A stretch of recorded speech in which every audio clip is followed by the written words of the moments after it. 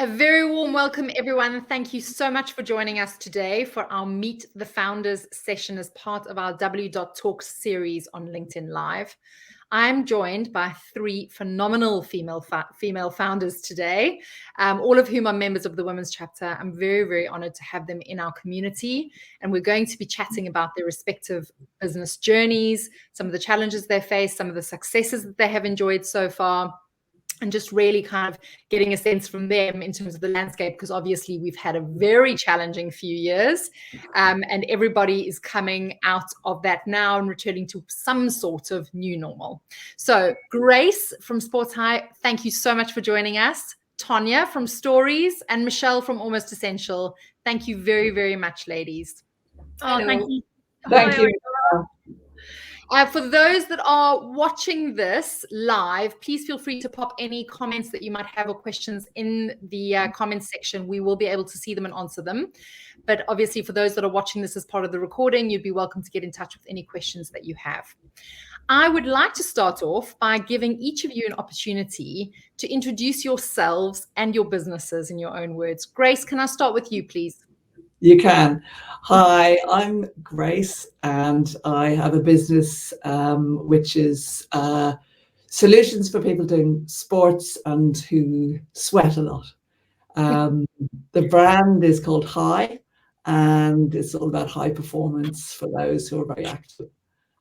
We have makeup and skincare and some new products as well in the pipeline that are, everything is starting from scratch. We have products that hopefully are not overlapped by other brands' products. Amazing. Thank you very much, Grace. Tonya, can I go to you? Yeah, so my name is Tonya Kidd-Beggs, and I'm the founder and CEO of STORIES Parfums. And we are a global award-winning, sustainable luxury niche fragrance house. And we specialize in fragrance, of course, and body care as well. But I also have started doing cosmetic and fragrance consultancy in perfumery, body care, and storytelling. Wow. Thank you very much, Tonya. Michelle, can I hand over to you? Yeah, hi. So my business is called Almost Essential. It's basically an online recommendation business whereby I've selected all the services you need to make your life easier in London. So whether it's a plumber, whether it's an education consultant, travel specialist. And I've also added a gifting shop, which is a combination of brands I'm recommending and some of my own designs, product designs. Amazing. So that's Almost Essential for you. Thank you. Now, my next question is, and I love this part because the storytelling part and hearing people's kind of why, I guess, is something that really sets my heart on fire. And I know that a lot of founders develop their businesses on the back of a need or a problem that they're solving, or perhaps it's just a passion that they've always had. So I wondered if each of you could just take the opportunity to tell us a little bit about how you came to start your respective businesses. Grace, can I start with you, please? Well, I was always doing a lot of sports and I was always outside. So I just love being out and about, and it doesn't matter what the weather is like. So I started doing more and more things like swimming and cycling and running from about, 2016. Before that, I had done a lot of horse activities, which I still do.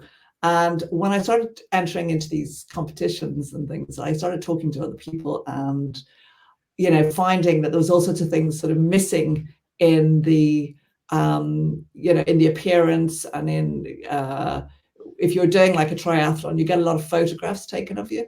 And so the waterproof mascaras didn't always hold up. And things like the skincare I was using as well wasn't the SPF on my particular skin wasn't very flattering. So I started delving around, finding, all the things that existed, and there wasn't anyone in the sports category when I started. And I had to develop the formulas from scratch, because the ones that were existing, they were either very stubborn to get off, or they were long lasting, but they weren't really suitable for like a sea swim or something. So I found out by trial and error and talking to people who were out there, and then finding out that some people didn't compete, or they didn't like swimming because they had, it could be something like a poor body image, or it could be that they had they didn't like going out to the gym or the swimming pool without makeup on, which I thought, wow, I didn't know that that would be the case for people, but it really was. And so I started putting together my sort of products that would address all those issues. And then I found that there was, like each step led to like learning more about something that I hadn't even known existed. From doing the sports myself and speaking to other women and men, because we do men as well. We started off with men. We started the brand in 2016. Well, thank you very much, Grace. I mean, I think so many people underestimate how ineffective the likes of sunscreens are when you are being really active in your outdoor. And I know that you're incredibly active. Still, I follow you on Instagram and I see all your movements every day. If you're either sea swimming or riding or cycling or out hiking. So, you're perfectly positioned, I think, to really understand the gap that exists and to be filling that. So thank you very much for sharing that with us. Tonya, can I go over to you to tell us about how you came to found STORIES Parfums? Yes. So mine actually started with a hobby, which led me to Grasse in the south of France. And the desire was that I was going to just learn the basics of perfumery. I have 4 children. My youngest 2 are twins. They were growing up a little bit, needed me less. And I thought, okay, I need to do something that really excites me and a new hobby. So I went to Grasse in the south of France to learn this new hobby, because fragrance was always something that connected me to people and places. And I just loved always having a really unique fragrance that nobody else had. So I started working with one of the oldest perfumeries in the world. They said, come work with our master perfumer. They'll teach you a little bit about the basics of perfumery, and you can make your own fragrance. And that was supposed to be it. But it was during this time that I realized the power that fragrance had to heal my own personal sort of tragedy. And I had trauma in my life when I was 12. I sadly lost my childhood memories prior to the trauma. And I went through life downward spiral until my 20s. And I really took the hard decision to go through counseling. It was very positive indeed. I took out the root of the trauma, but sadly, I still didn't have those childhood memories prior to the trauma. But that all changed when I was in Grasse in the south of France. So I left Grasse not only with 1 fragrance, but 2 that I shared with the world, but with a desire to tell people my story through the art of perfumery, in the hope that they too would have the similar experience and connect to their own story as well. And that's all down to our olfactory system, which I didn't know at the time. But it is a scientific fact, and that's how STORIES was born. It was just a hobby to begin with, and then it led on into to STORIES Parfums. Well, it almost sounds like that experience was quite fateful. Like it was, you were meant to have that experience and discover that and unlock, all of that potential, both for yourself, but for a business, and to be able to share that with other people. Thank you for sharing that. No worries. Michelle, can I hand over to you, please, to tell us about how you came to found Almost Essential? Sure. So basically, I spotted there was a need to help men and women, actually, who were so busy with everyday life, whether it was corporate life, whether it was being a wife, a housewife, ladies who lunch, whatever. We all have super busy life and not always the time to find the right service or the right gift to spoil your loved one. So myself, I come from a corporate executive background, then had my children and was a housewife for a brief time. So if experienced all the aspects of a woman's life, and I've realized that, you know, in every aspect of a woman's life, one needs help. So that's how, you know, that's how Almost Essential was born. As you know, I went and first shared the services I liked, which I had used a lot, and then it expanded from there. You know, it was my mission to find more services in all the basic or not so basic categories of life, and so that's how Almost Essential actually grew organically, from, you know, a newsletter to friends and family to the website it is now.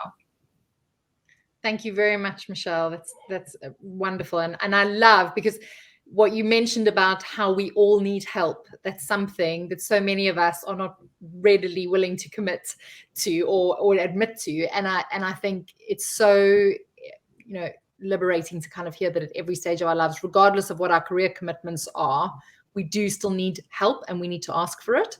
So hopefully everyone that's listening here is going to ask you for some help to solve some of their day-to-day life problems and gifting solutions. So thank you very much.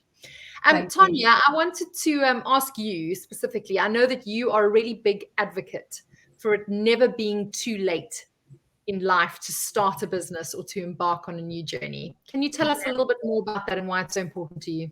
Yes, so I am proudly 51, so I'm glad to be this side of 50. I just feel every year, every decade, it just gets better and better, you know. So I am proud to say I'm in my 50s, but I didn't launch my business until I was in my late 40s. So I was a stay-at-home mum. I had, as I mentioned earlier, 4 children, 2 boys, and my youngest 2 are twin girls. And as I mentioned earlier, it started off as a hobby. It was only because I had that little bit more freer time. I wanted to find something for myself. That really led me to just go in pursuit of this hobby. And I did, you know, people laugh at me and they say, my goodness, how do you end up in Grasse in the south of France? And to me, it was just a no-brainer. You go to where the hub of the fragrance world is. And, you know, I came home from that trip and I said to my husband, you know, I'm going to launch a brand. It's going to be a luxury brand. It's going to be a niche brand, you know, because that's who I am. And the every part of the products and everything, the ingredients in it are very highly sourced. But I think he thought, oh my goodness, this is just going to be something very small and a hobby. But actually, I had such a passion. I believed in my experience and how it really transformed me, my story. And I just thought, my goodness, people, you know, I was, for one, went into look for a new fragrance. And I never, ever once thought of exploring my own story. So being late in my 40s, launching a business, actually, it wasn't a hurdle to me because, you know, you mentioned it, Michelle, a little bit earlier. I feel that everything I went through has been for a purpose, you know, and I've been able to turn something really negative in my life and put it into a positive, share my story in the hope that other people's, you know, will connect with theirs. So for me, starting late in life has not been an issue. I'm a real advocate for that, to be honest. Thank you for that. And I couldn't agree more. And I don't know if Grace and Michelle, you might have something to add to that, but I think my contribution would definitely be that I always thought that having a portfolio career and also starting Women's Chapter, my consulting business later in my life, was a negative. But actually I've found, and I wonder if Grace, you and Michelle have felt the same, that you benefit from the experiences that you've had through your other careers.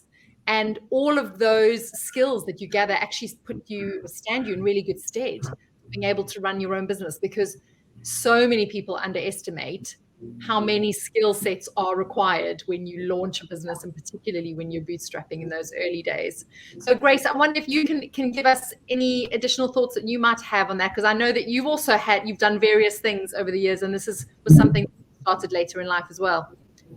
Yeah, I mean, for me, I started off in publishing. So I was working with distribution anyway, and I was working with marketing, and I have done a lot of photography, I've done a lot of sports. I've done a lot of different things and traveled. So if I hadn't done all of those things, I definitely wouldn't be able to. Also, I think I've got 3 kids. So I think that having the kids also makes you a multitasker, because you have to do 500 jobs at once, and you're managing people's, emotional stuff. You're managing their, getting them in the swimming pool, getting them out of the swimming pool, their homework. There's so much to do that I think, as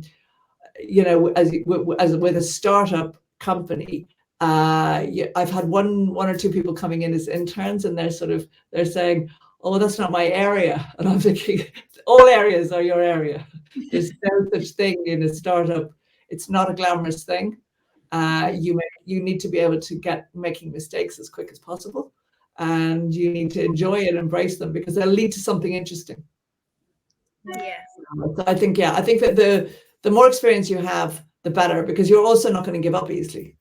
You've become a problem solver if you've had to, work for other people, work for yourself, all of those things.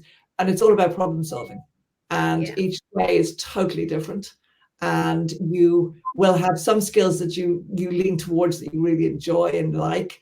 And then there'll be a whole bunch that you don't like, like spreadsheets, or, those are things that just I have to have help with. And like Michelle said, you need help. You need a lot of help. And I think the key is to recognize when you need help. Quite frankly, we're not superwomen, although we like to think we are. I agree. Yeah. And Michelle, your experiences, because you were in executive search, and I mean, have your experiences both in your corporate life and in your personal life given you a better understanding of what your clients really need in terms of how for sure. I mean, listen, I think, the say, which is life has its way to work itself out, it's basically what it boils down to. I never thought that I would end up doing what I'm doing, but it was like an obvious sort of transition. I had my stint in corporate life, and I guess there was probably a side of me who needed to be an entrepreneur, and who needed to sort of prove I can do it on my own, and I don't need the big corporate behind me. Admittedly, it was easier when you have the big corporate behind you, but listen, I think, also I did it on the late, and to go back to what you were saying, I think it's probably easier, I find, to become an entrepreneur if you have it in you. If you have, sort of the experience of life to back you. I admire the young kids who go straight forward in sort of, doing startups, setups. I always try to sort of cool my children down and tell them, listen, first start with, a big, to go in the big corporate world, learn what it is to run a business, all the different aspects of a business. And then if you still have it in you, or if you have the idea, go and make it happen. But I mean, I think, well, me personally, anyway, it always was kind of, it was not conscious decision. It sort of happened. And I guess I was lucky that it happened the right way, and it followed my instinct. Yeah. And I think that's a brilliant piece of advice and an insight, Michelle, is to follow your instincts. I think so many people of us, we ignore that niggling feeling that we have to be doing something more, or to take a change in direction. And it's about having the courage to really listen to that. And so many of the women that I interview share that and say that I just, I went with my gut. I had to trust my instinct.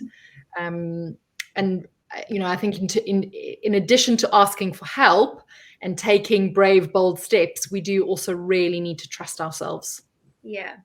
And I think all three of you have shown that you have done that along your business journeys and really kind of had the passion and conviction to go after what you believe the world needed. And Grace, that leads me to a question, because I'd like to chat to each of you now a little bit more about your products and your services. Grace, you've developed an award-winning sunscreen. Yes, I have. I would love you to tell us a little bit more about that, and also just how important it is to wear a really good sunscreen. And I know, because I have a friend who has melanoma, so I'm a massive advocate for this, and she is very sporty.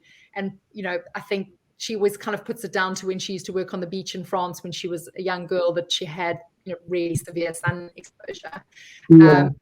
But I would love to kind of hear your thoughts on this, because you obviously have the kind of scientific approach as to why it's so important. Yeah, I mean, I grew up in Ireland, and then I lived in Spain for many years. And so I was always looking for the perfect sunscreen, but I didn't really know what sun cream really was at all. So it's only more recently, when I had to start diving into the formulas and diving into what's natural, what isn't natural, etc., that I would learn a bit more about what it was I was putting on. There is no point in putting on any skincare if you don't put on SPF, basically. It is the one thing that you have to put on as soon as you can. Like, you just shouldn't be going outside without it. So people who are, you've got to get it into your routine, because there are obviously countries such as Australia or somewhere like Texas where the sun will be even stronger. And we in Ireland, we grew up really wanting a suntan. Now I think they've moved towards the fake tan look. So my sun cream has got a tint in it, so it's very flattering on all skin colors, and it doesn't have a chalky sort of or bluish tone to it. So it's a very flattering one, but it also does the job. It's a 50. Again, there's people using 15 and 20. I would recommend 50. And I've read so much about this, and I've experienced, many sun creams, because I had 8 years in Spain where I was constantly using sun cream. And I was one of those people that looks dreadful on the beach with the sun cream, the hat, the glasses, the whole lot, and I just didn't fit in at all with that. But my skin is, I don't, touch wood, it seems to be fine that I did all that stuff. So I think that if you want to have one product that you put on your face, you have to have that, because there's moisturizing, stuff in the cream, and there's also, there's enough in there really with the tint to almost, you don't need, and I don't wear a foundation, I just wear that. And also is very nice for men, because it gives them a little glow. And if they don't want to wear makeup, but they want a fresh kind of look, and they also want to protect their skin, because it's about protecting your skin. You can be putting on, you can spend a lot of money looking at all these different things that you need for your skin now. And there's hundreds and hundreds of things. But the one thing is the SPF. And yes, we have one that won an award in the sports category. So it works really well. A lot of athletes, polo players wear it, swimmers wear it. And it all needs to be, you try it once, and then I get repeat orders. Basically, once they've tried it, they love it. And Grace, am I right in thinking that you don't have to use this only if you're a sports person, that anybody could use it on a daily basis? Because many of our customers are not doing any sports. They are doing a long day, or they're outside, they're dog walking, they're out and about, they're gardening. They don't have to be doing sport. It is not sports specific, but it is excellent for sports as well. So it'll go the distance, where another one might not go the distance. This one will go, when you're sweating as well. But yeah, I mean, many of our clients are not doing any sport, and they're not even sweating. So they like it because it's very flattering. And it was actually Trina McCarthy did a piece on it in Ireland. I don't know if you know her, Tonya, but she gave it a must-have, most wanted in the TV thing that she does. So that, you know, it's probably the most flattering sun cream that there is, actually, I think. You've sold me. I'm going to go on and buy. Yeah. Definitely. Sounds like a must-have. Yeah. Yeah, I mean, if you don't use anything else, I mean, if you don't use a moisturizer, you don't, you know, especially as well, people are using all these, you know, acidic things on their skin to kind of brighten it. But forget about brightening it. You need to protect it from the sun and from everything else, all the other rays that are out there. You need that one product, I think. Amazing. Michelle, can I go over to you and ask you to tell us a little bit about how your suite of services has expanded? And I know you have something that's called the Inner Circle. Can you tell us a little bit about that?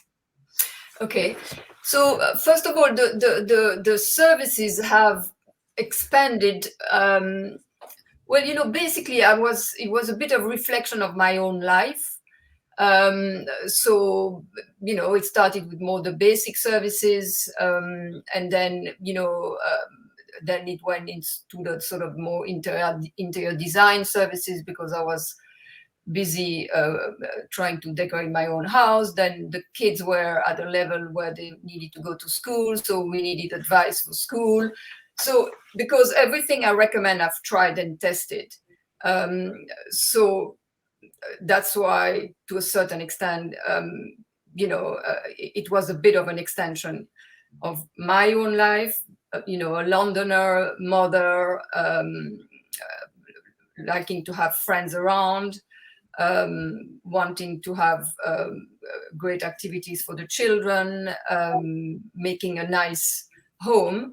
And then, like 3 years ago, I also realized the need of gifting. You know, we like to spoil our family, kids, friends. You go to a dinner, you want to bring something, but it's becoming a bit of a headache sometimes, because you say, oh, what am I going to buy?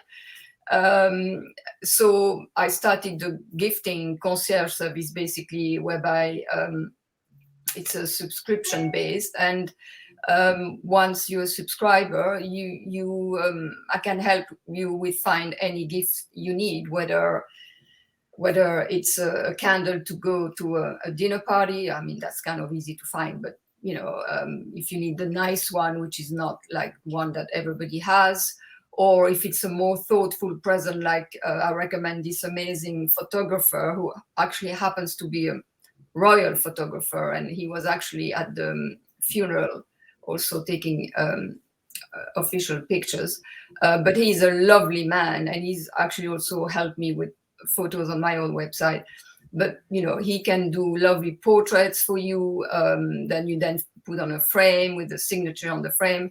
So it, you know, it goes from a simple gift to something which can be a bit more elaborate and thoughtful, and personalization and all that is also a big part, obviously, of my gifting service.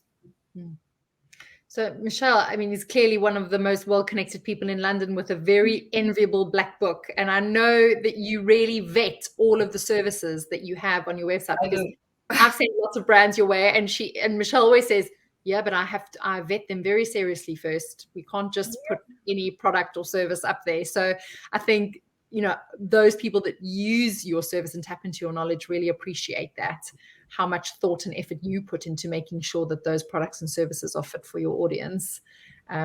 So yeah, thank you, and congratulations on everything that you've achieved.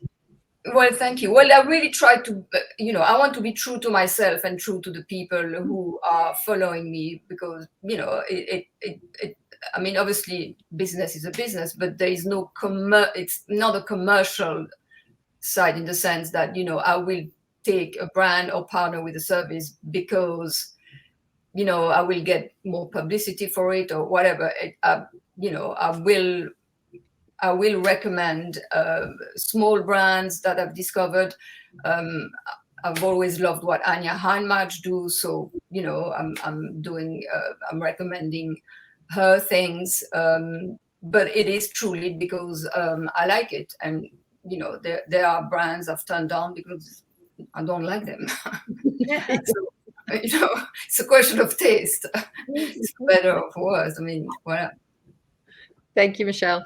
Tonya, I'd like to hand over to you to talk about sustainability, because as you mentioned in your introduction, Stories is very much a sustainable brand. It's at the heart of what you do. Can you tell us a little bit more about that? Because I know that it's challenging for any business to make sure to follow, a sustainable path. Why is that so important to you?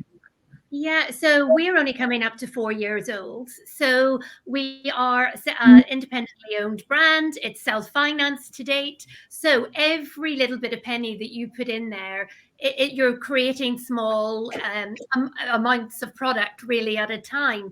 So it makes everything really difficult if you want to move out into sustainability.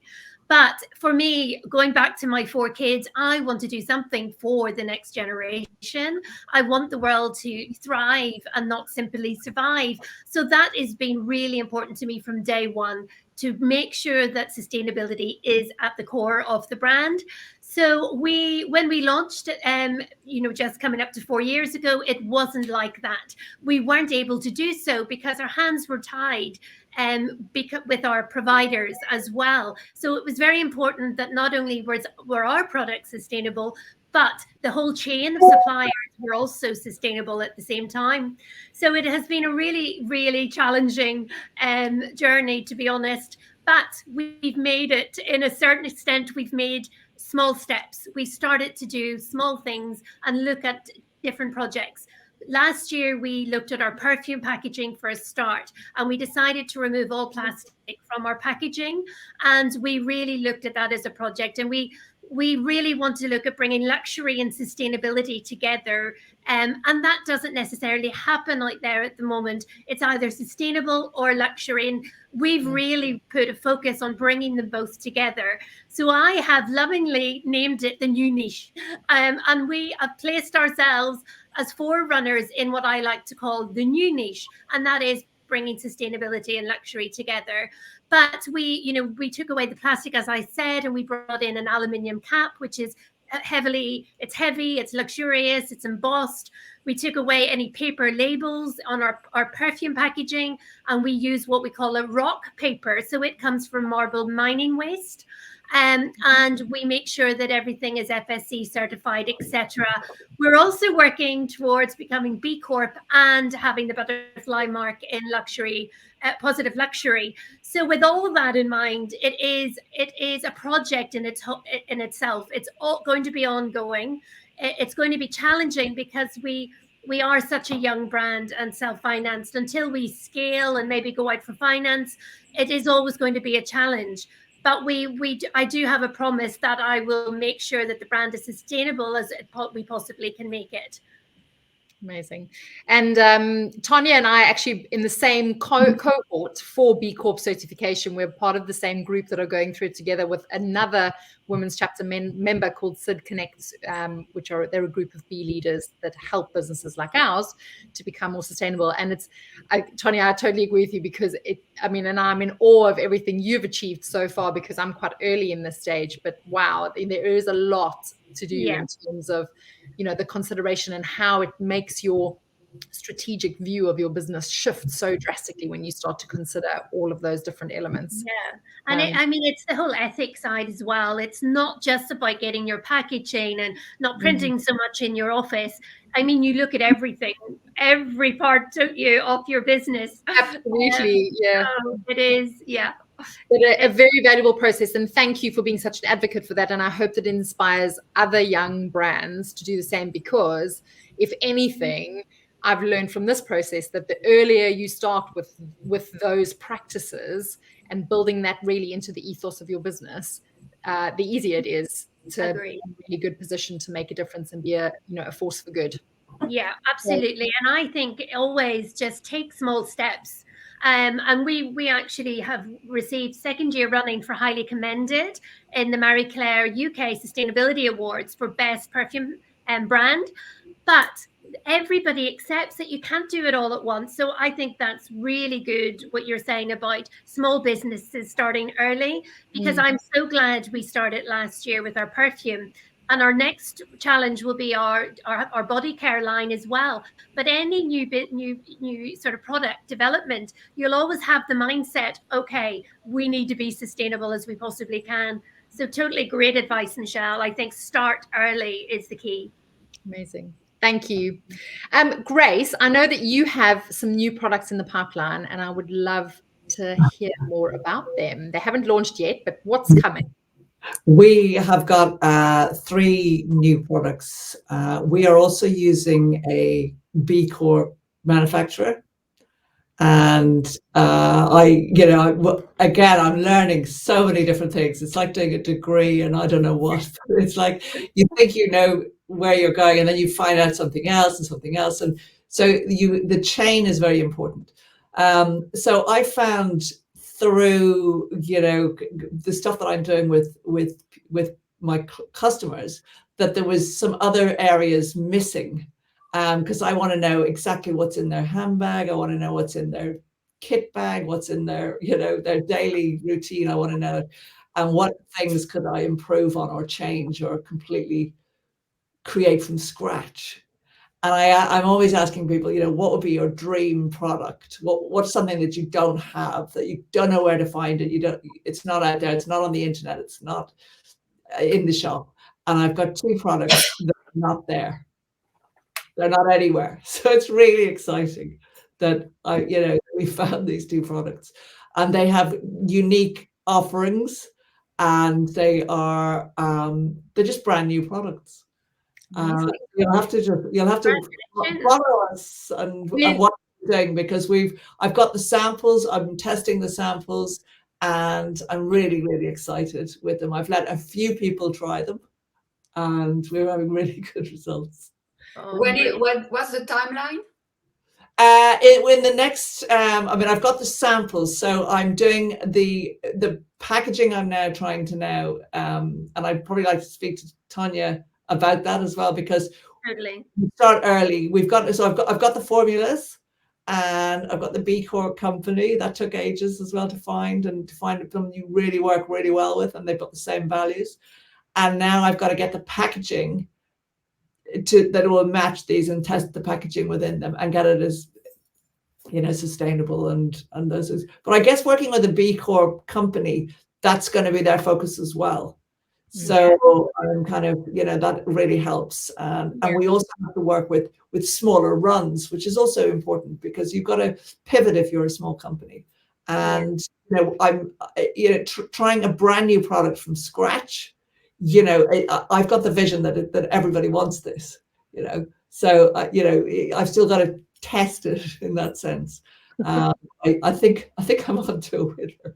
Should we be putting your new products on our Christmas lists, Grace? I hope you can be. I absolutely hope you can be. I'm going to be speaking to them today to see how quick I can get this in the right packaging. And my aim is Christmas, absolutely. If not, it'll be the new year, and it's a good start to the new year, because, as I say, the products, there's no one that doesn't need these products. Oh, that sounds like a winner. Yeah, absolutely. Yeah, and it'd be really interesting to speak to both Michelle and to Tonya on a separate call, because I've learned a lot from listening to both of you. It's really interesting, and it's great to be with other people who are having the same sort of experience. Yeah, Michelle, for putting us all together. Oh, you're welcome. And I love how these conversations always lead to that, because every single one of these that we do, it always lands up being a really fruitful offline conversation with at least 2 or all of the speakers. So thank you. In the last few minutes that we have left, I'd like to chat about your experiences of being a business owner and what knowledge and insights you may be able to impart to others that are listening today. And Michelle, I wondered if I could start with you to share what's in your toolkit for dealing with adversity or challenge. How do you tackle a challenge? Do you have like a formula that you use or a way that you go about it? I wish life would be easy. Let me know when you find it. Let me know when you find it, because I think we all need it. Listen, I think like anything in life, when you're confronted with a challenge, the answer is in yourself. So whatever the answer will come from, whatever you decide is right, because that's who you are. I mean, obviously, you're surrounded by people, and there are other people's experience who you can take example from or advice from. But at the end of the day, all that goes via, your being, and that's how I find the solution. I mean, for me, resilience definitely come into play. Patience. Try to understand the other. It's always another party, involved. It's always about a conflict, right? So try to understand where the other person comes from, and meet them halfway. Actually, interestingly enough, in that context, I'm starting to a program to study to become a coach, an executive coach, and I think I would like to focus on helping entrepreneur with coaching entrepreneur, really, because it is a bit of a lonely way of life, so to speak, or business life, because at the end of the day, you rely on yourself.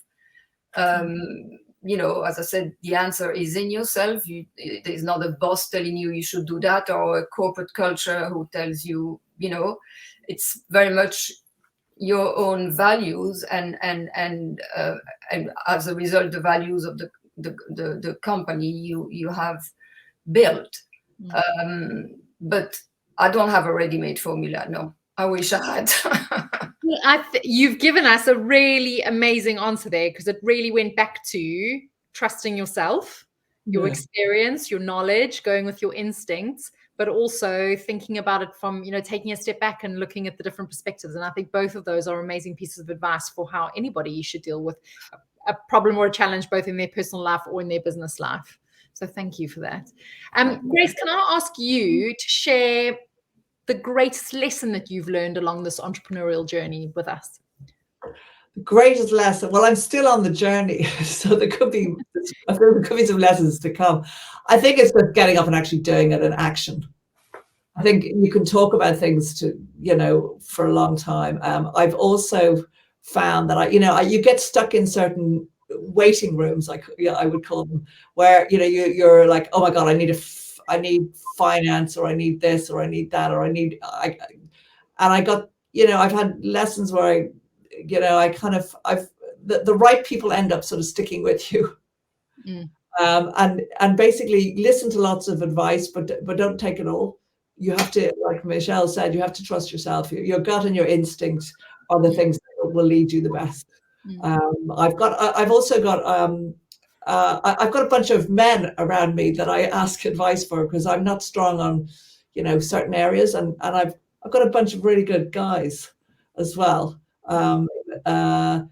and good friends, and the lessons I've learned are, to just get a really good team around you. I think you can't do anything on your own. The team is, for me, it's really essential, because it is very lonely doing what you're doing, like Michelle said. There's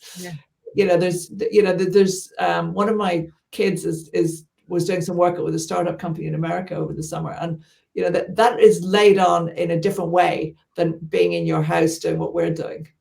They get a huge amount of support, and there are startups and entrepreneurial sort of hubs in London and in New York and these places where there is a lot of help, and that must be such a luxury. I can't imagine what that must be like. Yeah. But I think, Grace, just from what you were saying, you have done a really good job of surrounding yourself with people that you trust. Yes. Outsourcing the elements that you are not your skill set, because I think that those often are some of the biggest challenges when you're running a business, is identifying what things you're good at, and then where you need to bring in good people around you to support you and drive your team forward, which can often be really scary, right, in those early stages of business. Yeah, and if you spend too much time focusing on one area, you might ask yourself, why are you? Because it might be something that you like to do. Only to do with what it is that you don't like to do. And if you're looking for investors, you need to get the right investors. And Oh, yeah. when you see all this stuff online about how to get an investor, or how to get this, how to do that, how to, you know, get leads, how to do Instagram, a lot of it is total rubbish. You have to really use your gut, and you don't meet people the way you think you're going to meet them. There's a certain amount of luck and fate, Yeah. things included, while you're working hard, you know. And actually, on to that point, for anyone that's listening, in our past events on LinkedIn, we did an event last week on fundraising momentum where we spoke to an investor, an investee, or an entrepreneur, and an advisor, giving the different perspectives on the fundraising journey. So it's definitely worth a watch. It's also on our website. Tonya, before we end off, I'd like to ask you to share what advice you would offer to someone just starting out in business. What would be kind of your pearl of wisdom that you would like to impart today? Yeah, so I basically would, you know, I agree with everything these ladies are saying, but I do think it's believe in yourself, believe in your dream, believe that you can do it. And I really feel the gut feeling is, I think, among us all here, it's definitely believe in your gut. I also feel, you know, surround yourself with good people, people who know more than you. Do not be afraid to not know everything. And also the other thing is, don't take no as a rejection, because I feel that you've got to trust that there's always a right time for something. So if you get a no now, don't worry about it. It could become a yes at later stage. And just, you know, very quickly, I recently just started with another member of the women's chapter with Julia Elliott-Brown, who is fabulous in helping younger brands really, you know, consider fundraising. So I've started that journey as well, and learning so much from her. And so I think every year, every month, it's always, you know, you're meeting new people, you're surrounding yourself with new people, and it's just believe in your own story and go for it. Yeah. And I think one of the things that Julia speaks a lot about is, you know, there is no such thing as failure. We just keep learning. And we need to reframe those setbacks, the no's, the perceived failures, as ways to find, you know, that it's about finding a new route. And maybe it's just not right for you now, but it might be at a later stage. So thank you so much, everyone. We are at time. I really appreciate your time today, for being here, sharing so much of yourselves and of your business journeys, but also the exciting developments you have with your businesses. I really encourage everyone that's been listening to this to reach out to Grace, Michelle, and Tonya, separately through their websites or through the women's chapter. If you wanted to be connected to them, reach out and we can facilitate an introduction. They all have amazing products and services, so please do try them out. It's about using our purchasing power to support fellow women in business, even if you're not a woman. Grace, you very, very aptly said that it's important to have men around us and to have diverse teams and diverse audiences, so that's really important. But this is a great opportunity for you to put your purchasing power behind a women-led business and help make a difference to the female founder landscape. So thank you so much, all of you, for sharing your journey with us today. And I look forward to seeing you all soon. Thank you, Michelle. Thank you. Thanks, everybody. Bye. Bye. Bye.